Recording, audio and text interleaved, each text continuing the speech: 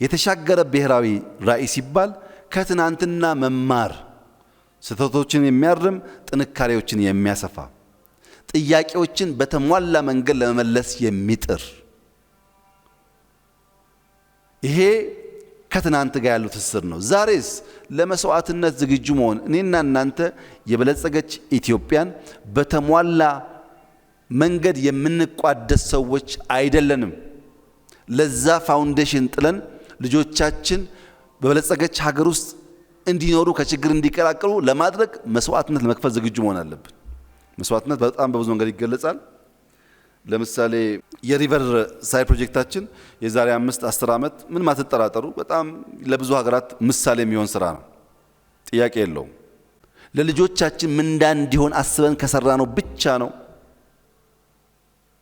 ራዕያችን ተሻጋሪ መሆን የሚችለው።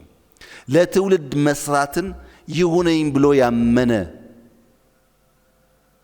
አመራር፣ ያመነ ምሁር፣ ያመነ ማህበረሰብ ከሆነ መቀየር ይቻላል። ከዚህ አንጻር እንደ መንግስት በ2023 የዛሬ 5 ዓመት ኢትዮጵያ አፍሪካዊት የብልጽግና ተምሳሌት መሆን አለባት የሚል ራዕይ ሰንቀናል። 100% እናሳካዋለን። 100% ጥያቄ የለውም። በአፍሪካ አንደኛ አላልኩም፣ በአፍሪካ የብልጽግና ተምሳሌት እናረጋታለን። ጥያቄ የለውም። ይሄ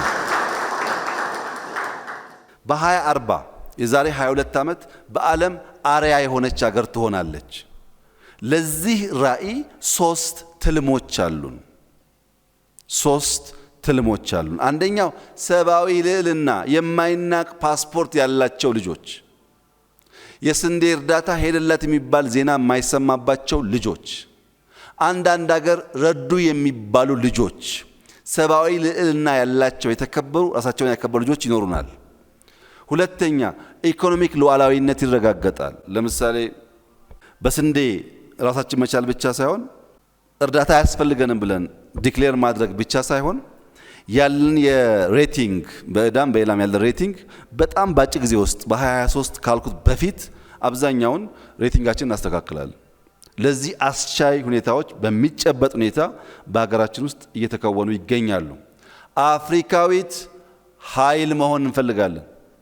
በምግብ ራስ መቻል ብቻ አይደለም። በአፍሪካ ሀያል ምክር የምትጠየቅ በአፍሪካ ጉዳይ እነ ኢትዮጵያን ካላማከርን የሚባል ሀገር መሆን አለባት ኢትዮጵያ። ትልሙ አንዱ እሱ ነው። ራሷን መቻል ብቻ አይደለም፣ በቀጠናው ባላት ሚና ውስጥ በስንዴ ምክንያት በደህንነት ምክንያት ያላት ዊዝደምና ብቃት አንደርማይን እንዳይደረግ ማድረግ ነው። ለዚህ ደግሞ 5 ምሰሶዎች አሉ።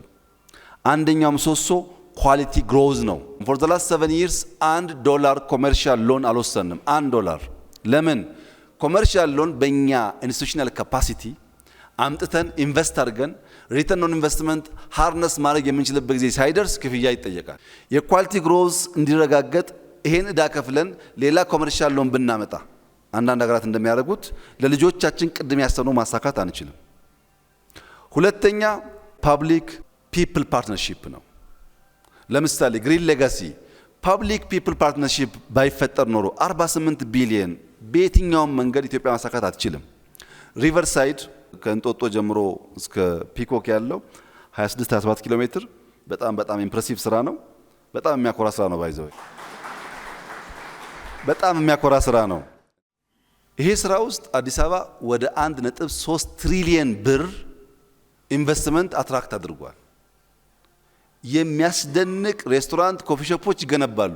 አዲስ አበባና ፕራይቬት ሴክተር በጋራ 1.3 ትሪሊየን ብር ኢንቨስትመንት ኢትዮጵያ ማድረግ አታውቅም እንኳን አዲስ አበባ። እንዴት ነው የግል ሴክተር ያን ብር ያመጣው ያላችሁ እንደሆነ ያ ፓርትነርሺፕ እየሰራ ስለመጣ። ሶስተኛው ቴክኖሎጂካል ሳቪ የሆነ ኢንስቲትዩሽን መፍጠር ነው።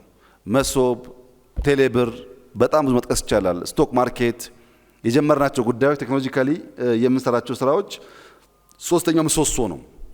በተለይ ዲጂታል 2030 ይሄን ለማሳካት ከፍተኛ ሚና ይጫወታል። እኛ ከመጣን ጀምሮ 30-40 ሺህ መዋዕለ ህጻናት ገንብተናል። በጣም በርካታ ሃይ ስኩል እና ኤሌመንተሪ ስኩል ገንብተናል። ዩኒቨርሲቲ አልገነባንም። በመታቆት ምክንያት ያለው ዩኒቨርሲቲ እንዲሆን ከስም ወጥቶ ዩኒቨርሲቲ እንዲሆን በሚል አሁን ለመጀመሪያ ጊዜ ኤአይ ዩኒቨርሲቲ ልንገነባ ነው። እና ለሚቀጥሉት 6 ወራት ስራዎቻችንን እንጨርሳለን። የኤአይ ዩኒቨርሲቲ ስንፈጥር ማክሲመም 1000 ግራጁዌትስ ካለን ይበቃናል። ቢያንስ 100 ግን ስኮላርሺፕ ነው። ለእያንዳንዱ አፍሪካ ሀገር 2 ስኮላርሺፕ እንሰጣለን። ኢትዮጵያ ውስጥ ባለው ተማሪ ማክሲመም 2% ነው ከኮምፒት ካደረገው የምንቀበለው ማክሲመም። በጣም ትንሽ ግን ፕራክቲካል የሆነ ሰው እንፈጥራለን። ለዚህ ከናንተም ከዲያስፖራውም የምናሳትፋቸው ሰዎች ይኖሩ ይሆናሉ። ቴክኖሎጂ ላይ መሽቀዳደም አለብን። የኤአይ ዩኒቨርሲቲ በዓለም ደረጃ አሁን አንድ ሀገር ብቻ ነው ያለው። የኤአይ ዲፓርትመንት የፈጠሩ አሉ፣ የኤአይ ኮርስ የሚሰጡ አሉ፣ እናንተን ጨምሮ እነሱ አሉ። ኤአይን ብቻ የሚሰራ ማሽን ለርኒንግ ላይ፣ ሮቦቲክስ ላይ፣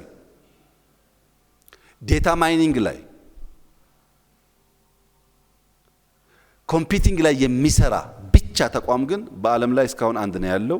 እኛ ሁለተኛው እንሆናለን ከፈጠን። ለምን ያላችሁ እንደሆነ ትውልድ ላይ ለመስራት እሽቅድድም ስለሚፈልግ